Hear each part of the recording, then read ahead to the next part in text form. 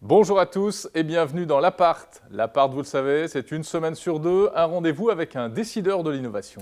Et cette semaine, nous recevons Charles Christory, c'est le fondateur d'Addictease. On parle avec lui de jeux sur mobile. Charles Christory est un jeune entrepreneur de 26 ans. Il a fondé et dirige depuis 2009 la société Addictease basée à Lille. Addictease, c'est le jeu Paf le chien, 15 millions de joueurs en France, sur mobile et sur Facebook. Un véritable phénomène, y compris dans de nombreux autres pays.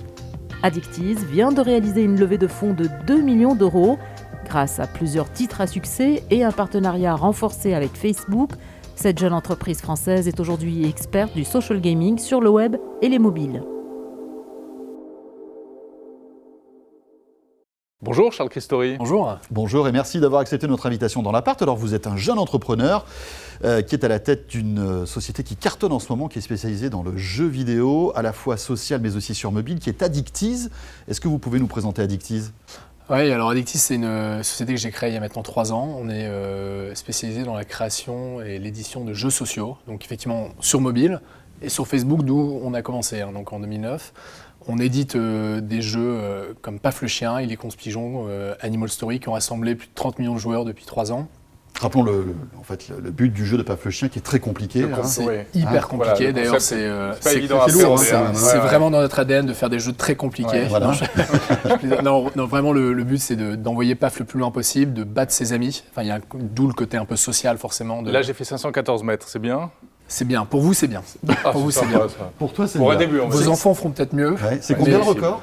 Il Pour y a l'humilier. des utilisateurs qui font des... Non, j'ose pas le dire. Non, et qui font des millions de mètres. Il y a des gens... Des vous savez, millions après, de le but, c'est de... C'est un job après. Non, mais c'est un vrai boulot. Il y a des gens qui travaillent pour nous, qui essayent de faire les meilleurs mètres possibles. Non, je plaisante, mais... Bref, c'est un succès. C'est un succès. 15 millions de joueurs en France. Addictease, addictif.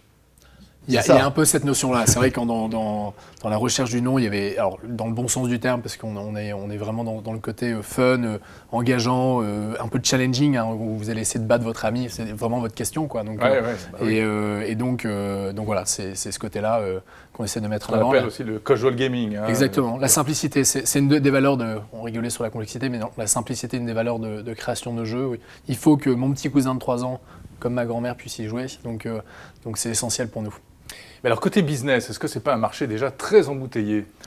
Non, c'est vrai que quand on regarde les actus, on voit Zynga, on voit Rovio, etc. Mais il y a de la concurrence, c'est sûr, parce qu'il y a plein d'acteurs, il y a plein de jeux qui sortent tous les jours. Néanmoins, je pense qu'il y a, on le voit avec Zynga, on en parlait tout à l'heure, mais il y a une notion créative de quelle est la secret sauce de créer un vrai jeu qui va avoir du succès. Donc Zynga, on rappelle en 2 mots, c'est Farmville sur Facebook. Oui, et voilà, aujourd'hui, effectivement, ils ont acheté plein de boîtes, donc il y a une notion de, voilà, quels seront leurs prochains jeux, quel sera leur prochain succès.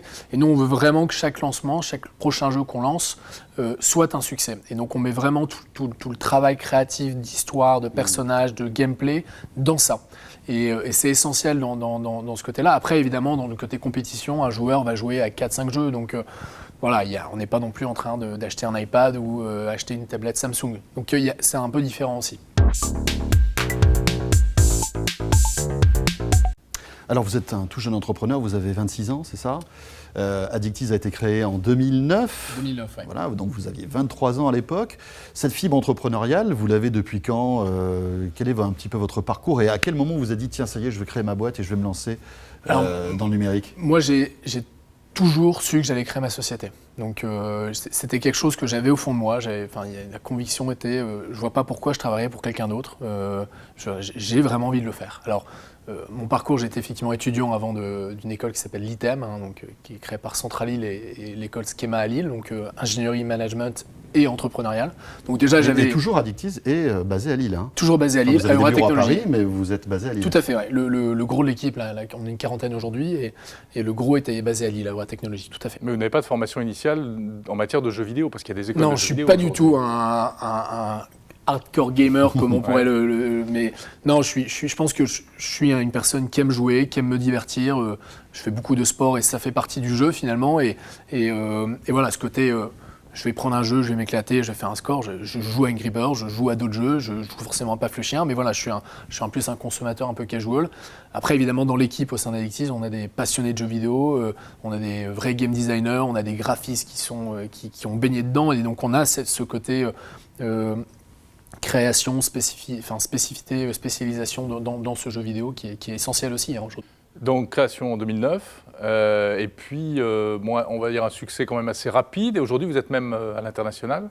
On est présent dans 3 régions dans le monde, on est présent en Europe, donc en France, principalement sur la France, Belgique, Luxembourg, Allemagne, Espagne, Italie. On est en train d'essayer de percer au UK. Au Moyen-Orient, on a signé pas mal de partenariats là-bas avec différentes sociétés locales comme Saudi Telecom, donc, où certaines versions de Paf le chien sont localisées sur place, donc c'est pas Paf le chameau, mais c'en est presque. Et puis derrière, on a une grosse présence en Amérique du Sud via Il est Conce Pigeon, donc la marque là-bas sur place c'est Maldita Paloma. Donc on a et ça plaît. Ouais, le titre plaît. Le titre plaît. Alors, je suis pas du tout hispanophone, mais en tout cas, il y a un sens. Le jeu plaît beaucoup dans la simplicité, encore une fois, dans le personnage. On est vraiment sur le pigeon. On essaie de vraiment le thématiser dans ce côté un peu bête et méchant. Donc, on est vraiment très, très actif là-dessus sur les réseaux sociaux. Et Paf le chien a commencé sur Facebook, en fait, bien avant d'être sur les mobiles. On était une des premières sociétés françaises en 2009 à se connecter à Facebook. Donc, voilà. Et puis, Paf est sorti en septembre 2009, et puis en un mois de temps, il y a eu 7 millions de joueurs dessus, donc c'est là où la société a vraiment décollé. Quels sont vos fails? Y a-t-il déjà dans cette courte vie d'entrepreneur quelques échecs? Les échecs, il y en a tous les jours. Enfin, il y en a tous les jours, toutes les semaines. Il y a ce qu'on essaie d'avoir, c'est plus de succès d'échecs. Donc, en tout cas, c'est ça qui fait la réussite, je pense. Mais il y en a eu un. C'était un peu dur et ça, je m'en suis rendu compte. Un peu finalement, quand je vous parlais d'Addictiz.com, quand on l'a lancé en avril 2009, on le lance. Et 2 mois après, on avait bossé presque 1 an sur le papier, et puis après dans la réalisation sur le projet, et on se rend compte que c'est pas sur ça que la boîte va démarrer. Donc c'est un peu dur parce qu'on se dit... Vous faisiez autre chose au début? C'était Addictiz.com, on lance le 15 avril 2009, c'est un réseau social de marques, et puis il y a des mini-jeux sur les marques. Le but c'était de gagner des points pour l'utilisateur, pour les marques d'avoir une certaine notion de leur taux de notoriété, donc rien à voir. Il y avait des mini-jeux, mais sur Addictiz.com, un portail, et c'était l'idée de départ. Et 2 mois après, je me rends compte qu'on s'est planté, quoi. Donc, et ça faisait 1 an qu'on bossait dessus, et c'est pas facile. Et là, comment on fait? Machine arrière toute? Là, il y avait 2 solutions. La première, c'est de se dire, tant pis, on essaie d'itérer, on va essayer de travailler le produit, on va continuer, mais bon, la proportion à se planter, elle est extrêmement forte parce que voilà, on n'a pas su déjà avoir cette capacité à attirer au départ. Donc, et puis voilà, on n'avait pas des finances à se dire qu'on pouvait avoir un projet pendant 10 ans. Et il y avait l'autre de se dire, c'est pas grave, on s'est planté. Et là, on a pris à 90 degrés le virage. On était une des premières sociétés à se connecter à Facebook. Moi, je croyais beaucoup à ça. Je voyais depuis janvier 2009, de plus en plus de la part des US, on parlait de Zynga, mais des premières applications qui apparaissaient. Je me dis, il y a un truc à faire là-dessus. Twitter, pareil, il y a un truc. Alors, Twitter, application, il n'y en avait pas beaucoup, c'était pas encore ouvert. Mais c'était les balbutiements de Twitter en 2009. Exactement, c'était aussi le balbutiement. Facebook était très utilisé d'un point de vue utilisateur, c'était plus... Mais les applis n'existaient pas encore véritablement. Elles existaient un peu aux US depuis 2008, mais en Europe, c'était, il y avait niet, il n'y avait rien, quoi. Donc, et là, je dis, il faut qu'on y aille. C'est là, en fait, sur ce petit principe qui était, l'utilisateur, ça coûte cher d'aller le chercher. Il faut des budgets incroyables. Si on n'a pas cette proportion virale ou de bouche à oreille, ça ne fonctionne pas, et donc ça demande beaucoup d'argent. Donc il faut qu'on gagne de l'argent derrière pour pouvoir investir. Eh bien, on va aller là où il se trouve. Et il se trouvait sur Facebook à l'époque. Et il se trouve toujours sur Facebook aujourd'hui. C'est pas grave, c'est pas un problème d'avoir un échec. Le but, c'est de se dire, bon, quand on fait 2 fois le même, là, il y a un souci, mais c'est pas grave, on réagit derrière. Si ça permet de s'améliorer derrière. Exactement. Et c'est ce que je dis au quotidien aux équipes. À votre avis, quelles sont les innovations dans ce domaine du jeu social, du jeu sur mobile, les innovations qui vont arriver dans les années qui viennent? Comment va évoluer tout ce marché, à votre avis? Moi, je pense surtout à la notion de connecté. On parle forcément de télé, connecté, etc. Mais peu importe le support, c'est ce côté, en tout cas sur le jeu, peu importe où je suis, mon expérience me poursuivra, entre guillemets. Où je pourrais défier mes amis, je pourrais continuer mon expérience de jeu, peu importe où je trouve. Dans le métro, chez moi, devant la télé, dans mon canapé. Je retrouve mon profil, exactement. je retrouve mes points. Ça, je crois vraiment à ça. Parce que voilà, les utilisateurs n'ont pas envie de se poser la question, de se dire il faut vraiment que je sois là parce que sinon je vais pas pouvoir, ça devient trop compliqué. Donc je pense que ça c'est la vraie révolution derrière tous les usages, les mini iPads, ce qu'on veut, ce qui sort, c'est ça la révolution, c'est le fait qu'on soit ultra connecté. Donc que ça soit dans le jeu, que ça soit dans le e-commerce, dans tous les domaines. Voilà. Après moi je crois beaucoup à la simplicité, donc c'est pas forcément en mettant un budget de 15 millions dans la création d'un jeu qu'on va faire forcément un x3 ou x4, ça n'a rien à voir.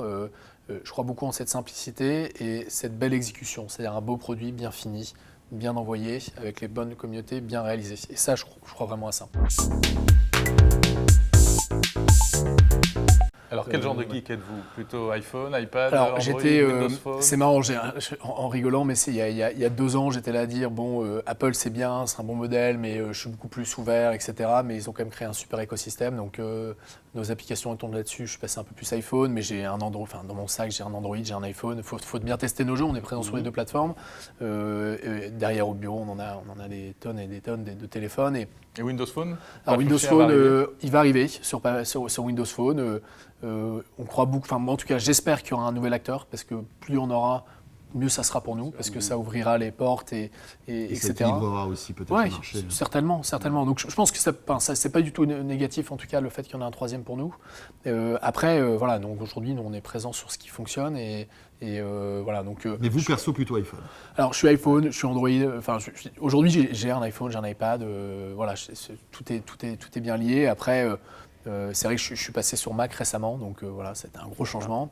Mais Un coming out. voilà, un coming out. Comme on dit dans le monde de geek. Dans le monde du geek, mais Ça s'est bien passé. Bon, ça va, vous avez l'air d'être en forme. Ça va, tout va bien, je respire encore. Mais non, mais après, peut-être que demain je reprendrai sur autre chose, mais en tout cas, je suis plus dans le mode, je vais acheter et tester ce qui fonctionne. Et Vous j'adore explorez ça. un petit peu Exactement. ce qu'il y a. Est-ce que vous perso, alors là on parle pas d'Addictiz, hein, mais vous dans votre vie perso, vous êtes présent sur Facebook, sur Twitter, vous vous servez de ces outils pour communiquer? Facebook beaucoup plus que Twitter, moi, parce que je suis jeune et je pense que je suis entre guillemets arrivé par là, mais Paf le chien n'est pas sur Twitter d'ailleurs. Alors, On ne peut pas envoyer on peut ses pas scores sur Twitter envoyer comme on parce le fait qu'on sur Facebook. on est très connecté, social, du coup il y a une notion un peu différente d'amis et le challenge est beaucoup plus fort. Alors on réfléchit pourquoi pas à intégrer. Après ça complexifie le parcours et on a fait des stats, en tout cas sur l'utilisateur, la plupart sont sur Facebook, donc pour l'instant on se concentre avec la plateforme Peut-être Facebook. que votre public de Paf le chien est plus sur Facebook Tout à que fait, sur Twitter. exactement. aussi. Ouais. Donc voilà, aujourd'hui je suis très Facebook, bien entendu je suis aussi Twitter, mais en proportion je le suis.